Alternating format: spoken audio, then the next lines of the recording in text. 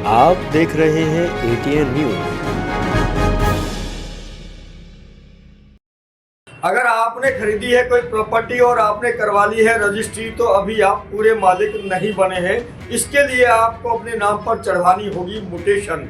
दर्शकों, जब आप म्यूटेशन चढ़वाने के लिए तहसील कार्यालयों में जाते हैं, पटवार घर में जाते हैं, तो आपको अमूमन ऐसा माहौल देखने को मिलता है जैसे कि यहाँ बैठे लोग काम करना ही नहीं चाहते। आखिर ऐसा क्यों?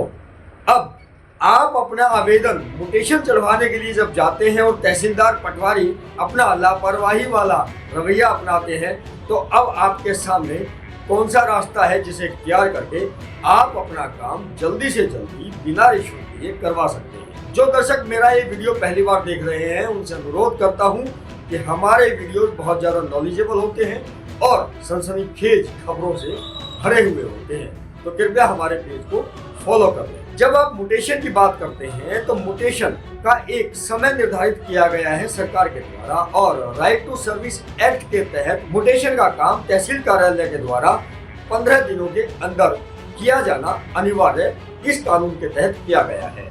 किंतु अगर 15 दिन में आपका काम नहीं होता तो अब आप क्या करेंगे? अब आप करेंगे राइट टू सर्विस एक्ट के तहत एक अपील, वो भी एसडीएम को।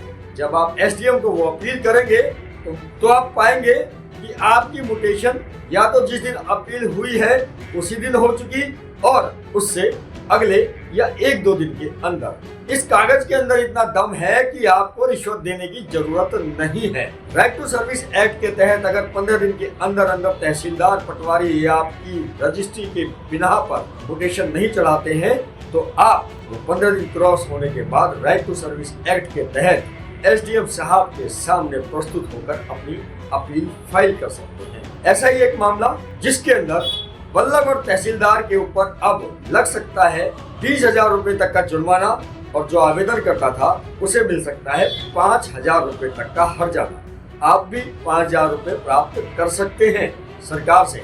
ये ऑडियो सुनिए जरा। हेलो।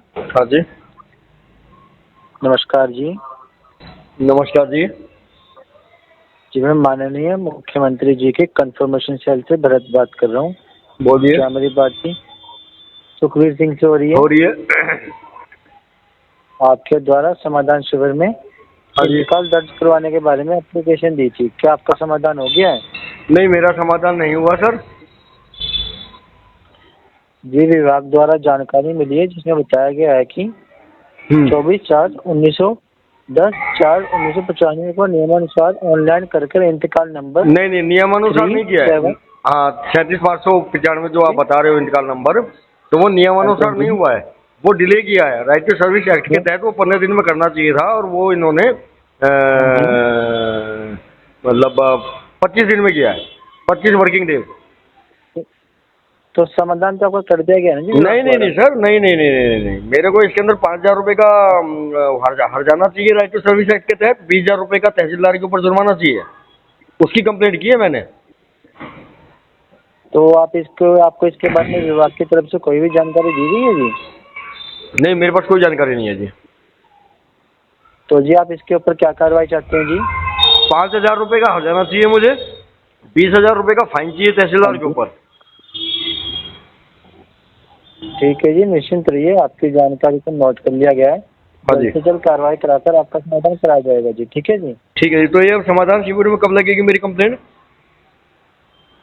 जी देखिए, अभी तो हमारे पास आपकी एप्लीकेशन आई है, जैसी कोई अन्य जानकारी आएगी उसके लिए आपको कॉल कर ली जाएगी। ठीक है जी। ठीक है सर, थैंक यू सर। धन्यवाद।